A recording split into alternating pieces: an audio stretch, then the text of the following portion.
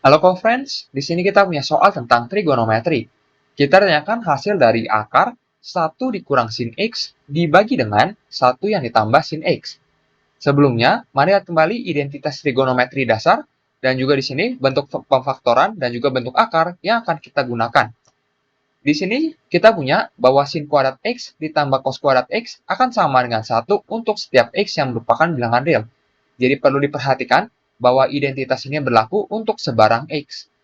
Sehingga ketika sin kuadrat X-nya kita pindah ruaskan ke kanan, berarti kita dapati di ruas kiri tersisa adalah cos kuadrat X, di mana ini akan sama dengan 1 dikurang dengan sin kuadrat X yang tadi kita sudah pindah ruaskan ke kanan. Lalu untuk bentuk A plus B dikali A min B, ini sama dengan A kuadrat min B kuadrat. Lalu di sini untuk akar dari A kuadrat per B kuadrat, ini dapat kita gabungkan untuk A per B lalu dikuadratkan.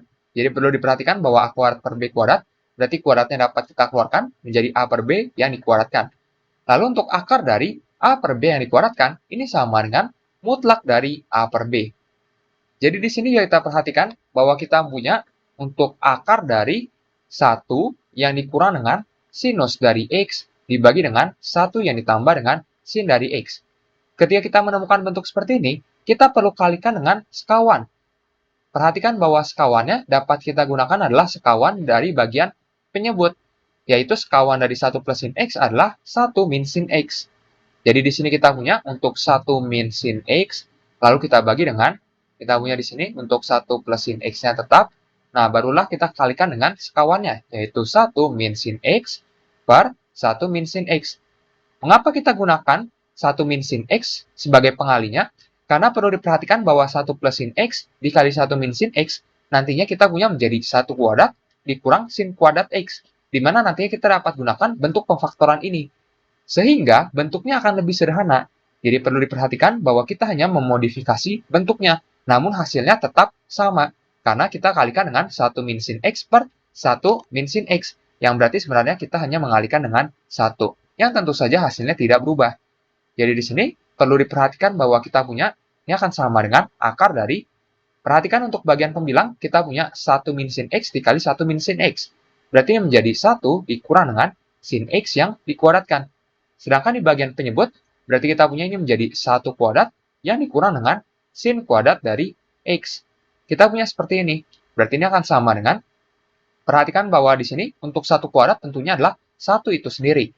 Jadi nantinya di bagian penyebut, dapat kita tuliskan 1 kuadrat sama dengan 1, lalu kita kurangi dengan sin kuadrat dari X. Di mana 1 min sin kuadrat X dapat kita substitusi menjadi cos kuadrat X.